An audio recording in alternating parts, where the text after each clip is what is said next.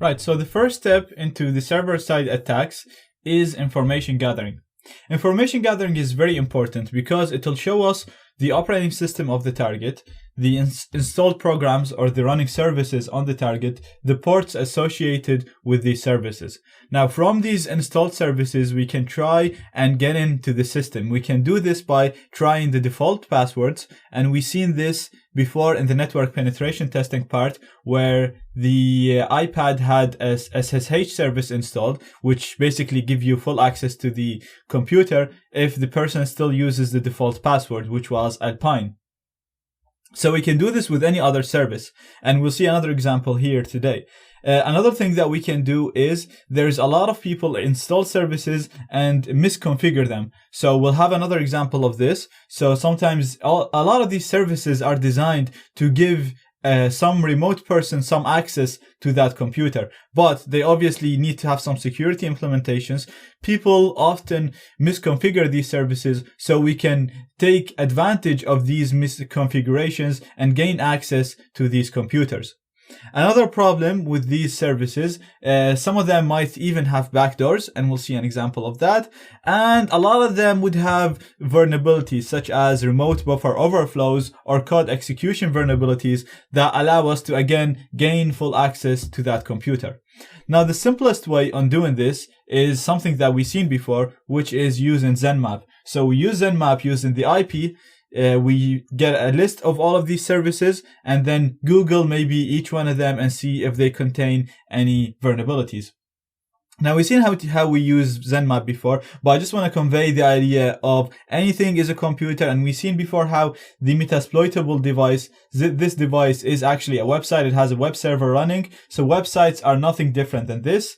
If you want to get an IP of a website, all you have to do is just do a ping. So for example, if we're targeting Facebook, so all we have to do is do ping facebook.com, and we'll get their IP right here. So we have Facebook's IP, and we'll be able to run ZenMap against it and get a list of all the running services on Facebook. Now, obviously, I'm not going to do that because I'm not allowed to do that. What I'm going to do is I'm going to run ZenMap against this Metasploitable device, which basically is a computer device, and that's what we're interested into testing. So again, I can't really stress this anymore. Anything is a computer, whether it's a website, a server, any online service, a phone, anything is a computer. So you can go about penetration, anything the same way. So I'm going to run ZenMap just the same way that we did before. So I'm going to go on my activities. I'm just going to look for ZenMap. And here's ZenMap.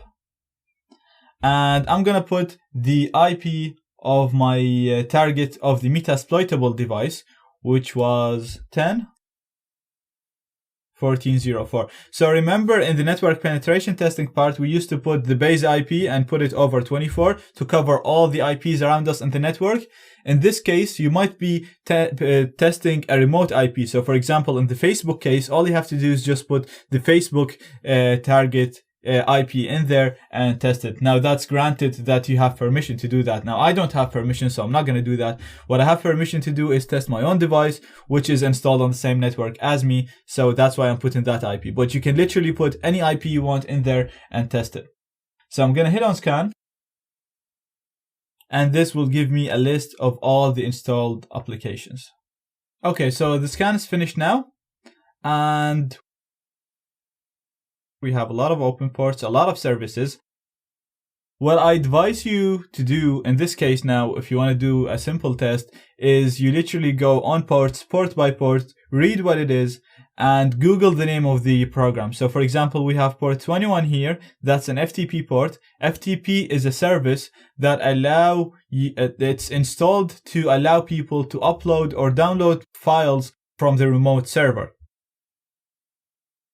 So we can see usually FTP services use a username and a password, but you can see that this service has been misconfigured and it allows anonymous FTP login. So unlike the SSH that we used before in the network penetration testing, we used the default password. With this, you'll be able to log in without a password. So all you have to do is download an FTP client such as FileZilla, and you'll be able to connect using this IP address on port 21.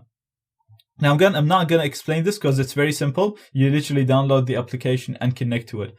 What else you can do is you can Google this. This is an FTP server. You can literally Google this and see if it has any issues, if it has any misconfigurations, if it has any known code execution exploits. So I know if you Google this now, this particular application has a backdoor installed with it. So it literally came with a backdoor when it was released. For now, I'd like to show you something simpler, just so that we make this shorter. So, as I said, you need to go in one by one, Google in the services, and check in if they have any misconfigurations or any exploits installed, or if any known exploits. So what I'm going to do now is I'm going to have a look on the 512. So let's assume we went on them one by one, we couldn't find anything, and we reached the 512 TCP port. So I'm going to copy this. This is the service that's running on this port. So literally, I don't know what's this. So I'm going to copy it, go on Google and Google it.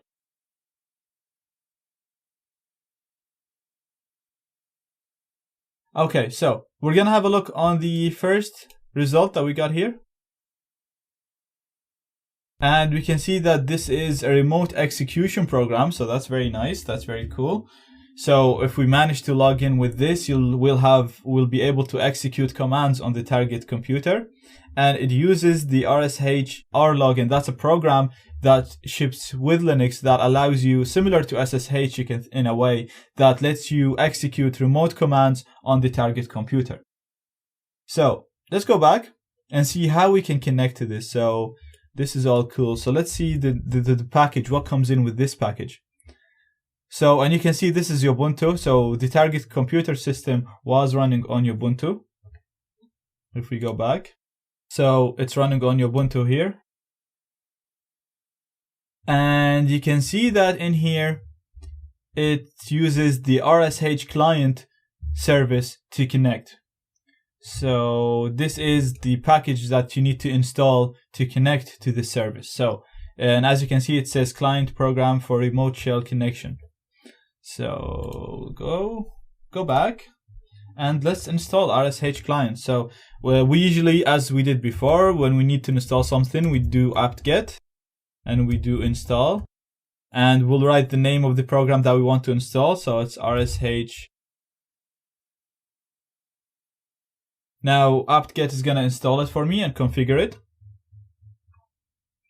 And once it's installed, we're going to use rlogin to log in, because remember the first page told us that it uses the rlogin program to facilitate login process. So I'm going to do rlogin. And again, I don't know how to use this app, so I'm going to do the help to see how to use it. And we can see that the format is rlogin. You put the options that you want. So what's important here is the username and the host, which is the target IP. So this is what we're going to do. We're going to do rlogin. We're going to put the username as root. Again, we said root is the user with the most privileges on the system. And we'll put the target IP, which is 10.20.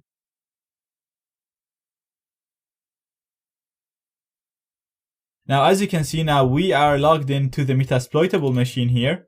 And if I do ID to get my ID, you can see that I am root. If I get where I am, pwd, I'm in the root directory, I can list stuff. If I do a uname, that'll list the host name and the kernel that's running on the machine. And as you can see that I am in the Metasploitable machine with the root access. So this was a manual way, a basic way of gaining access to the target computer only by a misconfiguration of an installed service. So the rlogin service was not configured properly. All we had to do is just Google what came with that port, and we managed to log in and gain full access to the target computer. Now, again, the key point here is you do a Zenmap scan, and then you go on each port that you find, you Google that port, and you'd be looking for misconfigurations, default passwords, if this target service came in with a backdoor, or code execution. Maybe it just wasn't programmed properly, or it had a flaw that can be used to gain access to that computer. Now we'll have examples of these things in future videos as well.